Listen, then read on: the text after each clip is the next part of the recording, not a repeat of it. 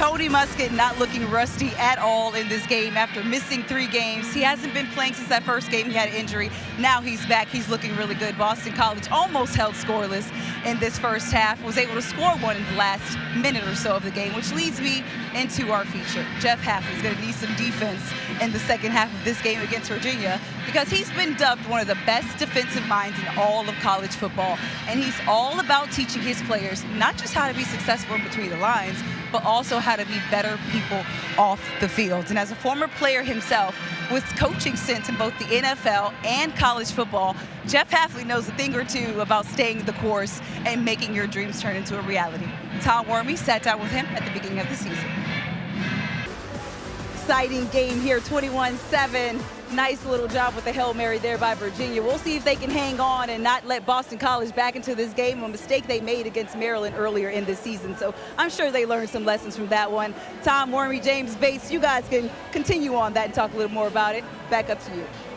We're talking about Kobe Bufkin and what he brings to the Hawks. And guys, it's a lot about his confidence. It's just impressed me a lot how he's just come in, and credit the G League because it's been the defense that's gotten him confident. He talks about how Quinn Snyder constantly is talking to him about what he's doing good, what he's doing bad. So he knows he can fix it. But what's impressive is that he's got so much confidence that he's encouraged his teammates to trust him. Jalen Johnson was talking just the other day about how he makes all the right plays, and they trust him to make all the right plays. So Kobe just doing an amazing job defensively, and then he's also organizing this team on the offensive end as well. Dennis Smith Jr. If you're Banks County, how do you try to topple this this height advantage that Mount Perrin clearly has in this game? Well, you continue where you left off, and Horde single-handedly is getting them into foul trouble. She's just been attacking the paint, and she's been attacking from up high. As soon as she crosses over half court, she's looking to dribble penetrate, and she's gotten their guards in foul trouble penetrating. She's gotten some posts in trouble penetrating, and Fields, on that other hand,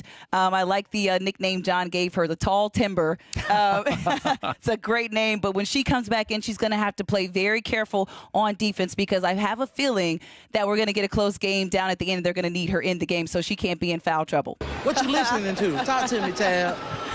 You know what? This might be too much for TV. I do listen to R&B music, but I mean, I guess it's okay because it's kind of natural. I like to use the bathroom in peace. Like, I'll go over my hits, and I'll use the bathroom. Sometimes it's a number 2, but it just brings peace to me. I love it. It's natural, guys. It's natural. I like feeling empty before I go in there. She said it before the game, so normally is there chaos? This is all. There's quiet chaos by myself in the restroom. Yes, it's guys, all making sense. Oh, that's incredible. Oh, fantastic man. story. Fantastic. I don't even know how to pivot, but we're just going to keep it moving. What's the next question, Doc? And to be clear, the pleasure is all ours. We appreciate Absolutely. you rocking with Hoping you had that Zen today. No, not yet. It might come in the next 15, guys. It's pre-game, not necessarily the pre-game show. Appreciate it, Tab. As always, No have a problem, great call, guys. homie. Thank you. But we're going to get to some ACC highlights. So let's see what's going on around the ACC. And we're going to kick it off with Boston College at Army. The Eagles got out to a 13-3 lead at halftime behind 2 Thomas Castellanos touchdowns. The second score, a 4-yard run to cap off a 17-yard play. Army would come back and score 3 touchdowns in the second half to take a 24-20 lead, and it was Bryson Daly with the 9-yard touchdown pass to Tyson Riley. But who comes to the rescue for the Eagles? How about Thomas Castellanos, who ran in for the 1-yard score with 25 seconds left in the game, and BC holds on for the 27-24 win. On to William and Mary at Virginia, the Tribe and Cavs in a close one, as Virginia took a 20-13 lead at halftime with Tony Muskett's 26-yard touchdown pass to Malachi Fields. The Cavs built on their lead in the second half with a Muskett 27-yard touchdown pass to Malik Washington to cap a 16-play, 90-yard drive in the fourth quarter as Virginia gets the win 27-13. Tab. One thing is for certain, they are all in lockstep in each of their philosophies and everything that they are trying to implement on a nightly basis. I mean, you're exactly right. And you heard Trey talk about how Quinn brought in his own staff. Don't underestimate that continuity and a staff and what you can get from that, just building relationships, because that's exactly what Quinn Snyder did. He brought in his own people because he knew who he could trust. He knew who can do what. And they put together about 10 coaches on this staff. And trust me, I wondered very early on. I was just like, why do we have so many coaches? But then after getting to know a lot of these guys, I was like, okay, now it makes sense. They've got so much knowledge. You talked about the different experience. Talk about the fact of what you've seen as far as each coach and what they bring from the scouting to the support for the players and just overall experience.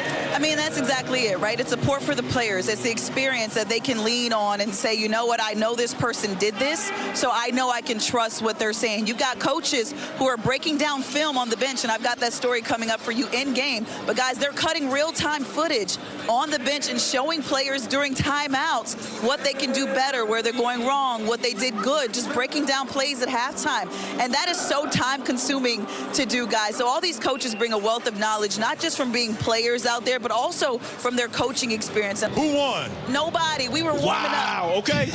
Rematch in due time. This tech-on-tech violence, Brian, we supposed to save this for the Bulldogs. It's all good. It's all love around here. We're going to keep it moving here on Hawks Live. Tad, appreciate it. Speaking of Have a Bulldogs, great time. we save this for people like me. May God be with you. Vicon Deals.